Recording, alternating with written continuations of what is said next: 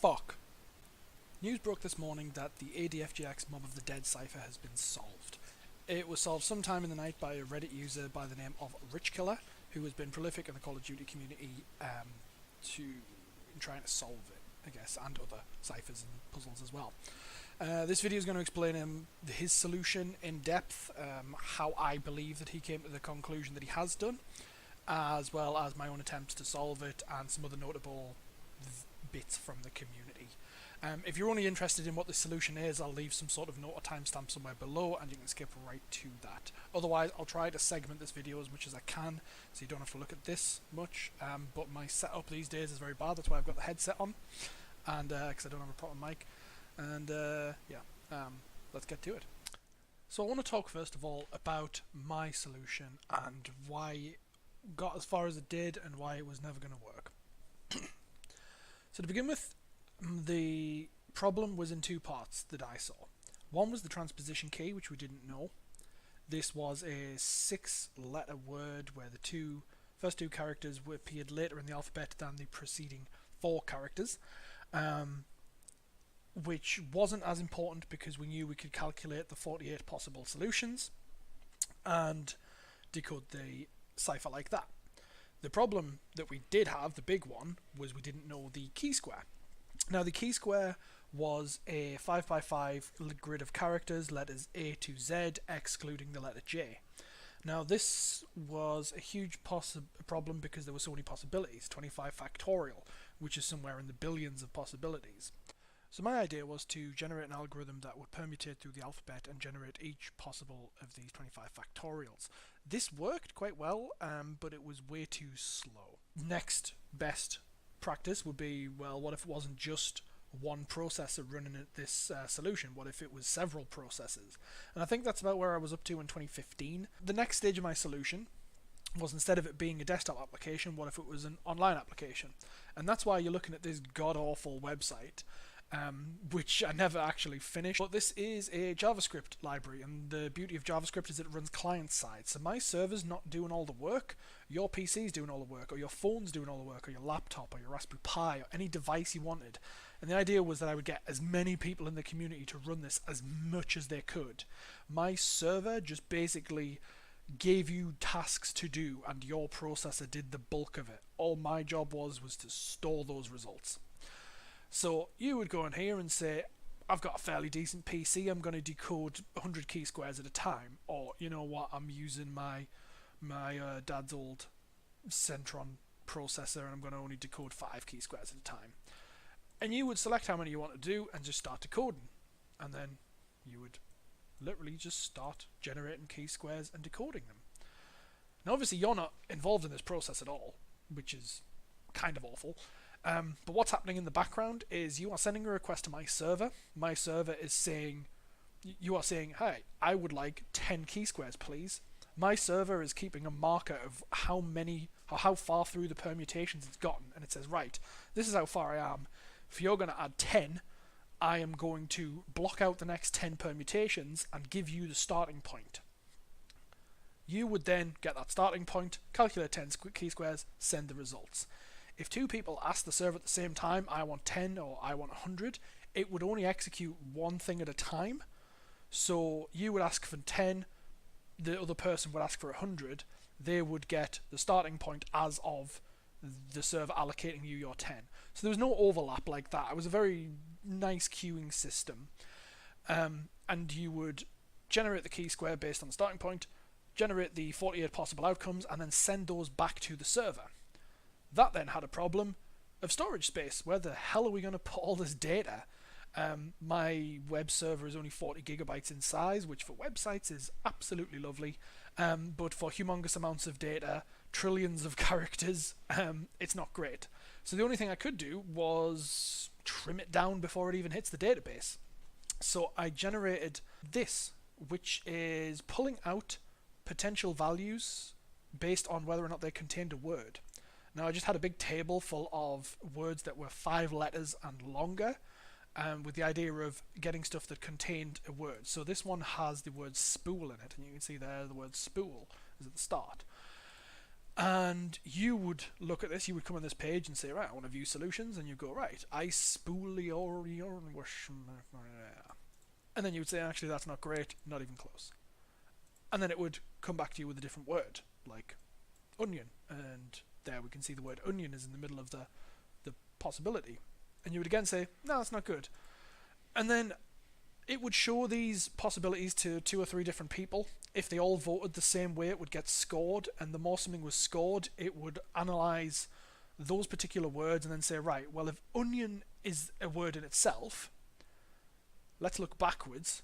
Can any word end with NWP, or can any word start with SIA? And it would try to generate language rules, which is the language rules. And it would say, okay, well, here's a word, I spool your, you know, is a potential rule, there are no words that start with ISP? Are there any rules that say it can't end in SDL, starting with DL? And it would ask you, a genuine person, is this a possibility? So this very much hinged on people submitting the data, but once enough people had done it, it could generate these rules and filter down the data that it was receiving, which was much better than just blindly going at it. Unfortunately, this entire application never would have worked in the first place, solely for we were looking for English words. So next I want to talk about this video by Glitching Queen, which was also released yesterday, regarding the solving of the cipher. Most of the information is already out there in the community, and I'm not going to repeat what she said. You can go and watch her video, a link will be down in the description. But the most important bit is this section here regarding a piece of literature that was released by Treyarch. Now, this screenshot was included, and this is almost a direct mimic of the loading screen from Mob of the Dead, with the notable exception that the right-hand page has been torn out, and you can see some of the stuff underneath. Also, the only notable difference is in this green square, which shows that the newspaper clipping to the side has been changed, and you can only see one word, which is zombie. Now, this has been alluded and identified to as something from another map. It is another map's Easter egg or newspaper clipping, and it's part of a bigger deal. But it was the first time that Treyarch have actually given us a clue, and what it is the transposition key. Now, the transposition key, as I mentioned earlier, would be a 6-letter word where the first 2 letters would be further in the alphabet than the next 4. So Z and O appear after M, B, I, and E, which makes it a valid word. People from the start identified this as a valid solution, but without actually knowing the full solution, even if you're right, you're basically just screaming into the night going, I think I've got a good idea, and Treyarch are going, we're not telling you if it's right or not. That's how they sound. So yeah, so this was the first time they actually gave us a solid clue. I actually missed this completely. I didn't know this had happened. It was only today when I was checking out videos that I actually found this, so good job to her for knowing that this even existed, and thanks for letting me know. Obviously, RichKiller knew this. I'm assuming this is where he got the information from, but this is a very good idea of where it came from. So, breaking out my trusty decoder app, I have just cleared the key square, and I've cleared the possible keywords and written in the only keyword of zombie. And then if we find a unique combinations from the original ciphertext, we get this. Now, this is the correctly transposed ciphered text, which means that these pairs of letters correspond to the correct letter in the key square without any possible chance of it not being correct. So if we just slam this into our trusty spreadsheet, we can see that we have 34 pairs of letters, which means 34 characters. Now, I know I'm going to repeat myself again, but when people said the giant is in France, I debunked it in my last video saying that the giant is in France, or Doris is in France, is not 34 characters long. It doesn't even come close. I'm going to come back to that in a bit, because obviously you're going to see where this is going and how I have egg on my face. So, what RichKiller did, what I believe he did, he hasn't confirmed to me personally that this is what he did, was going from left to right, filling in letters of the alphabet. So DG was A, XF was B, GF was C, D, E, F, in such a fashion, until you get to here. Now FG, we've already allocated the letter D, so it repeats D, and then DG, similarly, we've already said, well, DG is A, so we do A, and then FF, we've already said is F, until eventually we get to this string, which is A, B, C, D, E, F, D, A, F, B, B, C, blah, blah, blah, blah, blah, blah, blah. And this is important because it only goes up to the letter N, which means that the rest of the alphabet is inconsequential. We don't need to know. We're only bothered about these 13. Now, if we actually put these down the side in alphabetical order, we get something like this, where DG maps to the letter A, XF maps to the letter B, GF maps to the letter C, and so forth. And if we would put that in our key square, we would get a result out. Now, that result doesn't make any sense, because the letters A, B, C, D, and E, all that like that, aren't correct. That's not the proper key square. However, and I don't know how we came to this conclusion, this is RichKillers' post on Reddit, said that he basically identified a letter substitution for each one. So instead of A, it was D. Instead of B, it was R. Instead of C, it was I. I don't know how he developed that strategy, but what he came up with was this. So instead of A, B, C, D, E, F, blah, blah, blah, to N, each of these pairs of letters mapped to the letter D. XF was R, GF was I. And if we put these into our key square, so D and G is D, X and F is R, row G, column F is I, and so forth until it's complete, what we find is that with this key square here, we can decode this and it produces this string. Now, you might be looking at this string and thinking, that's not anything anyway. Now, you're absolutely correct. It's not English. It is in fact a language made up by Germans. And if you are to put it into a computer application such as Google Translate, if you split it out with spaces in the right places, you would find that the string urgent, the giant is in France.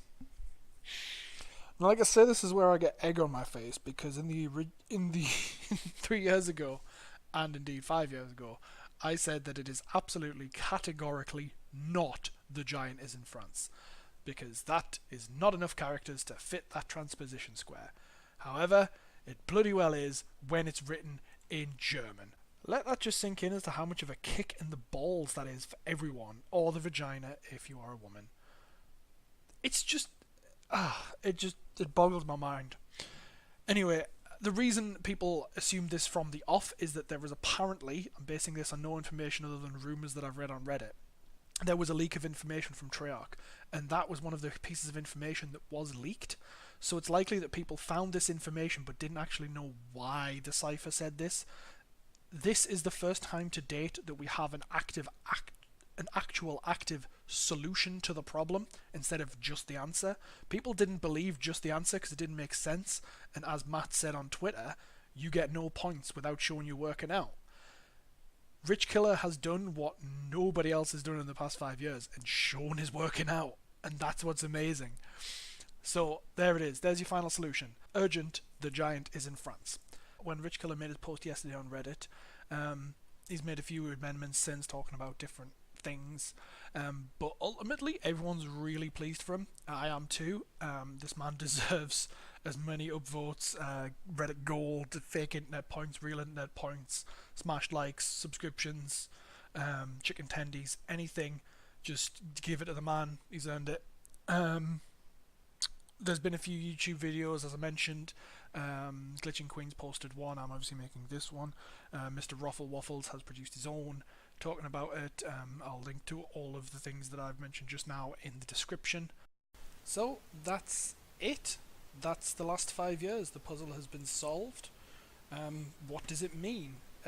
Essentially, the giant being in France was a prelude to the Origins DLC map pack. The giant robot, and not something interesting like the fog rolling in. what is there to say? The mystery's been solved. We can all go back to focusing on other stuff. I have spent this time learning. Well, I've been working as a developer, so I guess my own gain from this project has been self-satisfactory, because it's now my full-time job. I don't know. Congratulations to RichKiller. Ultimately, he solved it. As much as it's painful and bittersweet, yeah, I'm really pleased that this has been done. It's been a great lot of fun, as well as time-consuming energy. Nah, it's been good. I'm glad it's been solved. I'm upset it wasn't me, if I'm honest with myself, because I always wanted it was me. I wanted the recognition and the credit because I'm that vain. But nah, I'm pleased someone got there in the end. I'm pleased it's done. I'm a little upset it wasn't anything bigger. I was hoping for something big about the story or the players or the characters or something good. Not that it's not good. It's a prelude to a map pack that came out 4 or 5 years ago. But no, I've enjoyed it up till now. I think I'm gonna stay out of the whole cipher cracking and leave it to the experts, and take my technical skills to better places. For now, that is it. That is the ADFGX Mow the Dead cipher. Good job, everyone, and catch you later.